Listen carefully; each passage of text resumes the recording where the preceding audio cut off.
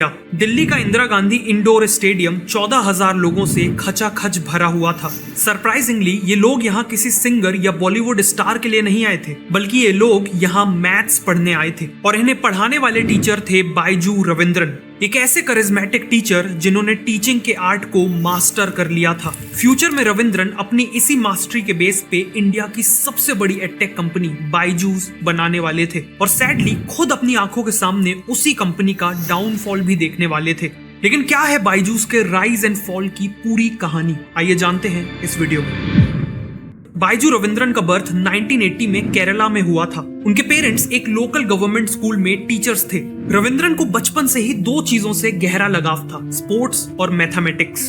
80s और 90s की हर Indian middle class family की तरह उनकी फैमिली ने भी उन्हें दो करियर चॉइसेस दी, डॉक्टर या इंजीनियर। रविंद्रन ने इंजीनियरिंग चुनी। ईयर 2000 में उन्होंने इंजीनियरिंग कंप्लीट की और 2001 में एक शिपिंग फर्म में नौकरी करने लगे। लेकिन 2 साल बाद कुछ ऐसा हुआ जिसने रविंद्रन की लाइफ को एक नया डायरेक्शन दिया। उनके कुछ फ्रेंड्स IIMs में एडमिशन लेने के लिए कैट एग्जाम को क्रैक करना चाहते थे और इसके लिए उन्होंने रविंद्रन की हेल्प मांगी। न केवल रविंद्रन ने अपने दोस्तों को पढ़ाया पर साथ ही साथ खुद भी कैट एग्जाम दे दिया। 12 में से 4 दोस्तों ने कैट तो क्लियर कर ही लिया, साथ में रविंद्रन ने भी कैट में स्कोर किए पूरे 100 परसेंटाइल। लेकिन उन्होंने कोई भी IIM ज्वाइन नहीं किया और अपनी जॉब कंटिन्यू रखी। 2005 में उन्होंने फिर से कैट एग्जाम दिया और फिर से 100 परसेंटाइल स्कोर किए, जिसके बाद बायजू रविंद्रन चारों तरफ कैट टॉपर के नाम से पॉपुलर हो गए और उनसे पढ़ने के लिए स्टूडेंट्स की लाइन लग गई। कुछ ही टाइम में रविंद्रन को रियलाइज हो गया कि उन्हें टीचिंग बहुत पसंद है और वो अपनी पूरी लाइफ यही करना चाहते हैं। 2006 में उन्होंने एक छोटी सी क्लास से शुरुआत की,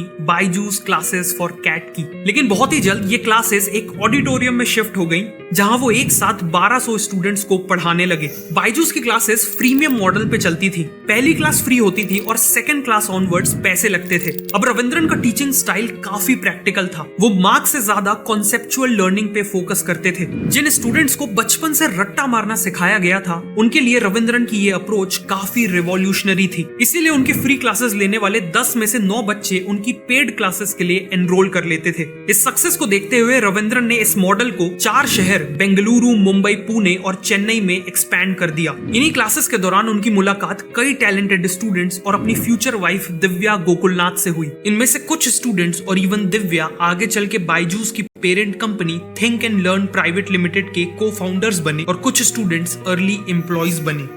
2009 तक रविंद्रन ने बायजूस क्लासेस को 9 शहरों में एक्सपैंड कर दिया था। वो दिन रात काम करते थे और हर हफ्ते हर शहर में क्लासेस लेते थे। ट्रैवलिंग के दौरान वो अपने कंटेंट को ज्यादा एक्सेसिबल और एंगेजिंग बनाने पे काम करते थे। उनकी हर क्लास में स्टूडेंट्स इतने ज्यादा होते थे कि वहां डाउट्स पूछना पॉसिबल नहीं था। इसीलिए रविंद्रन ने अपने कंटेंट को इस तरह डिजाइन किया था कि स्टूडेंट के हर पॉसिबल डाउट का आंसर उसे पहले ही मिल जाए। उनकी कड़ी मेहनत के कारण देखते ही देखते बायजूस क्लासेस की डिमांड कई और शहरों से आने लगी। लेकिन रविंद्रन के लिए इन सभी शहरों में फिजिकली प्रेजेंट होना पॉसिबल नहीं था और वो 24/7 काम करके थक भी चुके थे और इसीलिए रविंद्रन ने बायजूस को डिजिटाइज करने का फैसला लिया। 2009 में उन्होंने VSAT यानी वेरी स्मॉल अपर्चर टर्मिनल नाम की satellite based broadcasting technology use की और अपने लेक्चर्स को 45 सिटीज में ब्रॉडकास्ट किया। इस टेक्नोलॉजी शिफ्ट के साथ वो एक बहुत बड़ी एडटेक कंपनी की नींव रख चुके थे। 2011 में और एक्सपेंड करने के लिए उन्होंने think and learn private limited को स्टैब्लिश किया, पैशनेट टीचर्स की एक टीम तैयार की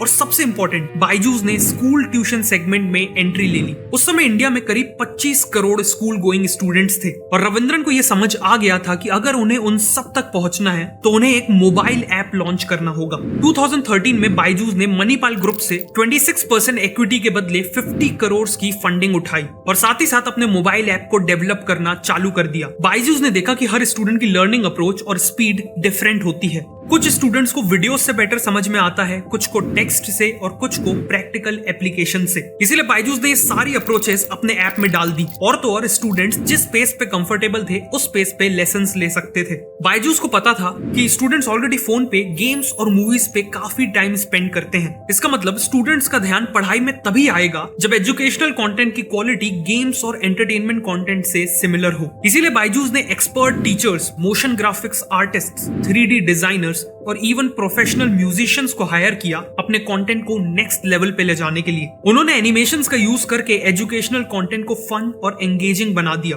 साथ ही साथ कॉन्सेप्ट्स को समझाने के लिए उन्होंने रियल लाइफ एग्जांपल्स का यूज किया। फॉर एग्जांपल, प्रोजेक्टाइल मोशन को एक्सप्लेन करने के लिए उन्होंने क्रिकेट का एग्जांपल लिया। करोड़ों की इन्वेस्टमेंट और सालों की मेहनत के बाद फाइनली 2015 में लॉन्च हुआ the Byju's learning app.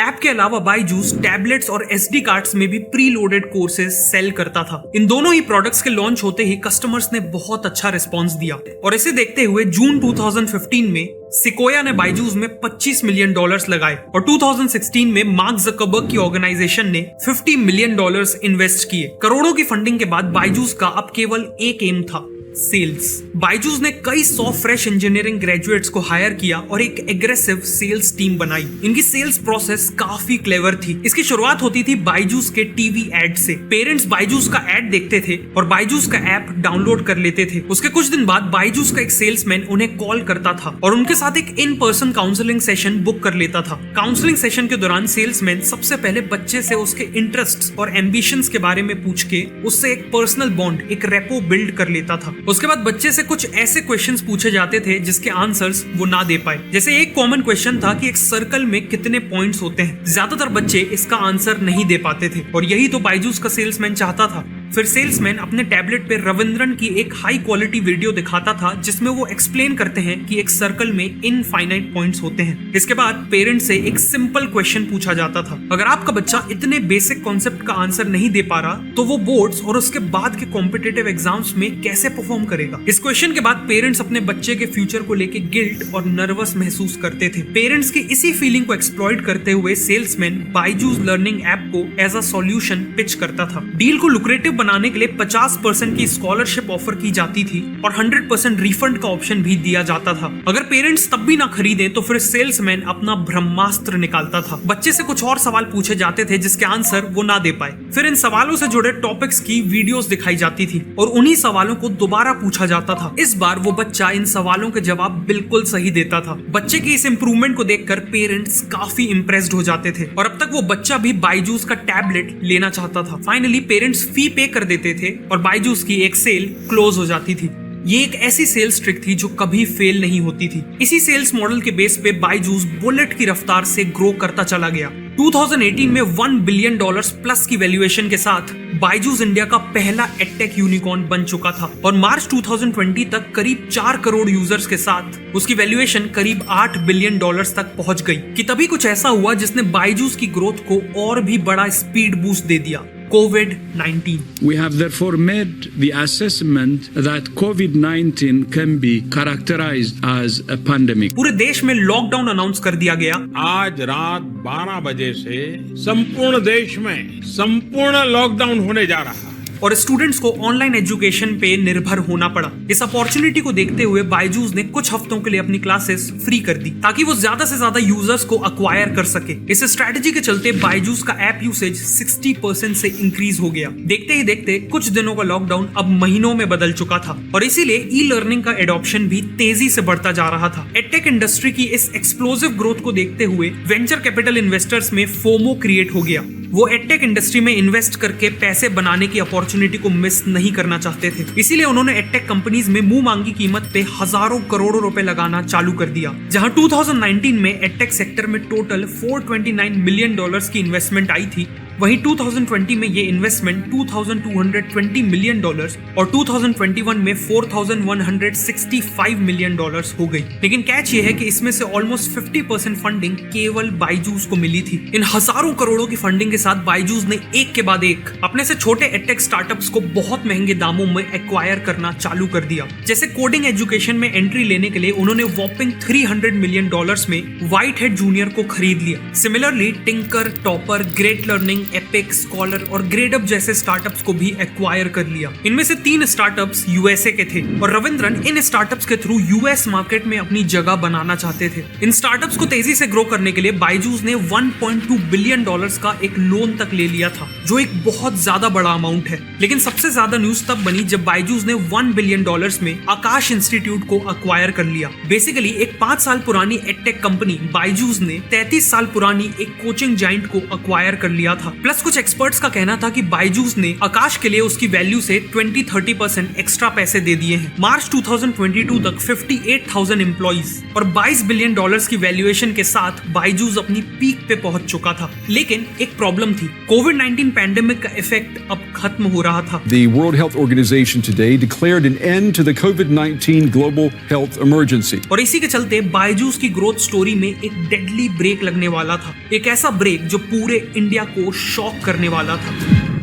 Byju's की सबसे बड़ी प्रॉब्लम थी कि उनकी सेल्स उनकी वैल्यूएशन के मुकाबले काफी कम रफ्तार से बढ़ रही थी। इसीलिए बायजूस अपनी सेल्स टीम पे बेइंतहा प्रेशर बिल्ड करने लगा। रिपोर्टेडली बेंगलुरु ऑफिस में एम्प्लॉइज को 14 घंटे की थका देने वाली शिफ्ट्स पे काम करना पड़ता था। सेल्स रेप्स को टारगेट मीट करे बिना लंच ब्रेक तक लेने को मना किया जाता था। अगर कस्टमर कॉल उठाना बंद कर दे तो उसका पूरा ब्लेम सेल्स रेप पे आता था। सेल्स टारगेट्स भी अनरीजनेबल थे। हर सेल्समैन को 1.5 लाख की सेल्स लानी होती थी पर वीक। और 2022 में तो बायजूस ने ये रूल लाया कि जो भी सेल्समैन अपना मिनिमम 50% टारगेट मीट नहीं करेगा उसे इमीडिएटली फायर कर दिया जाएगा। इस रूल चेंज के बाद सेल्स पीपल अपना टारगेट मीट करने के लिए साम दाम दंड भेद जो बन सके वो करने लगे। ऐसे कई इंसिडेंट्स आए जिसमें पेरेंट्स को प्रेशर देके, झूठी इंफॉर्मेशन देकर और इवन डरा धमका के सेल्स क्लोज की गई। कई बार तो एक सेल्स क्लोज करने के लिए खुद सेल्स पर्सन ने अपनी जेब से 15,000 रुपए एज डाउन पेमेंट दे दिए। ऑल्सो ऐसी रिपोर्ट्स आने लगी कि कस्टमर्स को अपना सब्सक्रिप्शन कैंसिल करने में और रिफंड्स लेने में बहुत दिक्कत आ रही है। जैसे जैसे बायजूस की मिस सेलिंग और कस्टमर एक्सप्लॉयटेशन की कहानियां बाहर आने लगी, वैसे ही पेरेंट्स का बायजूस पे ट्रस्ट ऑल टाइम लो पे चला गया। लेकिन बायजूस के लिए ये तो केवल प्रॉब्लम्स की शुरुआत थी।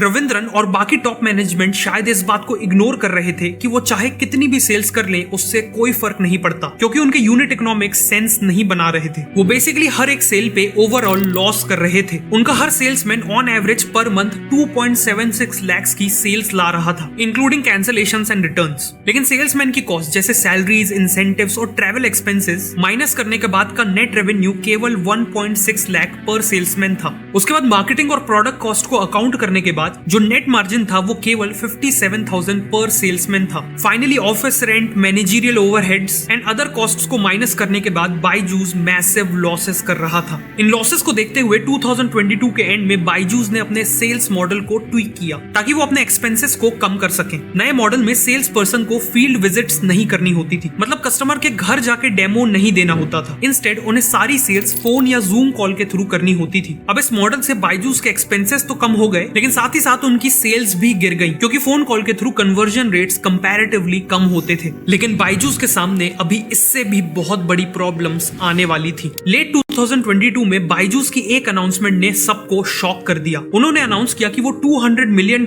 इन्वेस्ट करके अलग अलग सिटीज में 500 ऑफलाइन ट्यूशन सेंटर्स खोलेंगे। लेकिन जिस कंपनी ने इंडियन एजुकेशन को ऑनलाइन ले जाने की पूरी मुहिम चालू की थी, आखिर उसी कंपनी को ऑफलाइन क्यों जाना पड़ रहा था?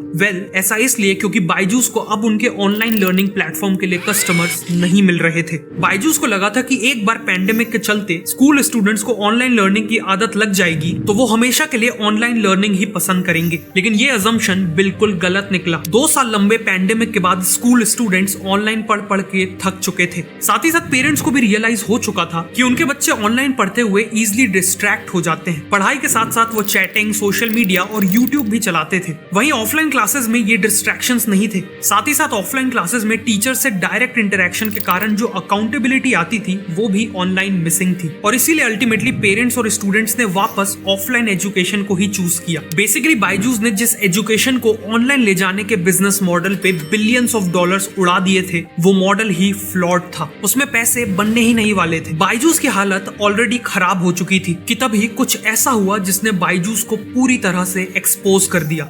सितंबर 2022 में बायजूस ने फाइनेंशियल ईयर 21 की अर्निंग्स रिपोर्ट रिलीज करी। रिपोर्ट के अकॉर्डिंग 1 अप्रैल 2020 से 31 मार्च 2021 के बीच बायजूस ने 2428 करोड़ का रेवेन्यू किया था, लेकिन उनके लॉसेस इससे ऑलमोस्ट डबल थे, 4564 करोड़। बेसिकली उस साल बायजूस ने हर दिन 12.5 करोड़ रुपए का लॉस किया था। लेकिन इससे भी ज्यादा चिंता वाली बात यह थी कि उनका 80% रेवेन्यू टैबलेट्स की सेल से आ रहा था और केवल 20% रेवेन्यू ही कोर्स फीस और कोर्स स्ट्रीमिंग से आ रहा था। रेवेन्यू के हिसाब से देखें तो बायजूस एक एडटेक कंपनी थी ही नहीं, वो एक टैबलेट बेचने वाली कंपनी थी। इस अर्निंग्स रिपोर्ट से बायजूस का कड़वा सच सबके सामने आ चुका था। और इसी के चलते अगले कुछ समय में उन पे मुसीबतों का पहाड़ टूटने वाला था। सबसे पहली प्रॉब्लम थी फंडिंग की। जिस बायजूस कंपनी में एक साल पहले वीसीज हजारों करोड़ों रुपए लगा रहे थे, अब उसी कंपनी को कोई छूने को भी तैयार नहीं था और इस कारण बायजूस के पास पैसे खत्म होने लगे। एम्प्लॉयज की सैलरीज डिले होने लगी, महीनों से वेंडर्स की पेमेंट्स अटक गई और लोन रीपेमेंट भी रुक गई। फिर एक बहुत बड़ी लीगल प्रॉब्लम आ गई। जिन यूएस बेस्ड कंपनीज ने उन्हें 1.2 बिलियन डॉलर्स का लोन दिया था, उन्होंने बायजूस पे लोन डिफॉल्ट और लोन टर्म्स को वायलेट करने के लिए केसेस फाइल कर दिए। इनकी मांग थी बायजूस के सभी एसेट्स और सब्सिडियरीज का कंट्रोल गेन करना। फिर अप्रैल 2023 में एक और झटका आया जब मिनिस्ट्री ऑफ कॉर्पोरेट अफेयर्स ने बायजूस पे एक इन्वेस्टिगेशन चालू कर दी। उनकी इन्वेस्टिगेशन बायजूस की फाइनेंशियल और कॉर्पोरेट गवर्नेंस प्रैक्टिसेस को लेकर थी। इसी दौरान बिगड़ती फाइनेंशियल कंडीशन के कारण बायजूस ने हजारों एम्प्लॉयज को फायर करना चालू कर दिया। ईपीएफओ डेटा के अकॉर्डिंग मार्च 2022 तक कंपनी में अराउंड 58,000 एम्प्लॉयज थे, लेकिन जून 2023 तक यही नंबर आधे से भी कम, करीब 25,000 पे आ गया था। सर्वाइव करने के लिए बायजूस ने अपने US based learning platform epic को $500 मिलियन पे बेचने की अनाउंसमेंट की। बायजूस ने एपिक को $1 बिलियन में खरीदा था, मतलब इस सेल पे उन्हें $500 मिलियन का लॉस हो रहा था। फिर सितंबर 2023 में बीसीसीआई ने बायजूस के अगेंस्ट पेमेंट ना करने के कारण इंसॉल्वेंसी प्रोसीडिंग्स चालू कर दी और जले पे नमक छिड़कने के लिए अक्टूबर 2023 में ईडी ने बायजूस पे 9,000 करोड़ की फेमा वायलेशंस के आरोप लगाते हुए नोटिसेस इशू कर दिए। इन सभी प्रॉब्लम्स के साथ साथ बायजूस की वैल्यूएशन भी क्रैश करते जा रही थी। जनवरी 2024 में तो बायजूस की वैल्यूएशन $225 मिलियन पे आके गिर गई, मतलब $22 बिलियन की पीक वैल्यूएशन से उनकी वैल्यूएशन करीब 99% गिर चुकी थी। रूपी टर्म्स में देखें तो बायजूस ने करीब 1,80,000 करोड़ की वेल्थ गायब कर दी थी। आज के दिन बायजूस ने अपने बेंगलुरु ऑफिस को छोड़ के इंडिया के बाकी सभी ऑफिसेस को खाली कर दिया है। उनके लिए ई लर्निंग के पेड कस्टमर्स को अक्वायर करना मुश्किल हो गया है। उनके ऑफलाइन ट्यूशन सेंटर्स के बिजनेस ने तो कभी पिकअप ही नहीं किया और फाइनली आकाश को छोड़कर बायजूस ने जिन स्टार्टअप्स को खरीदा था वो सभी लॉस में है। इन सब के चलते बायजूस ऑलमोस्ट कोलैप्स कर चुका है और बायजूस के फ्यूचर में केवल एक चीज दिख रही है, डार्कनेस। बायजूस के डाउनफॉल से एक बात क्लियर है कि जो बायजूस कंपनी इंडिया के एजुकेशन को रिवॉल्यूशनाइज करने आई थी, उसके खुद के कोर में एजुकेशन थी ही नहीं। उनकी कोर में था केवल ग्रोथ और वैल्यूएशन का एडिक्शन, और यही एडिक्शन आज उनकी बर्बादी का कारण बना।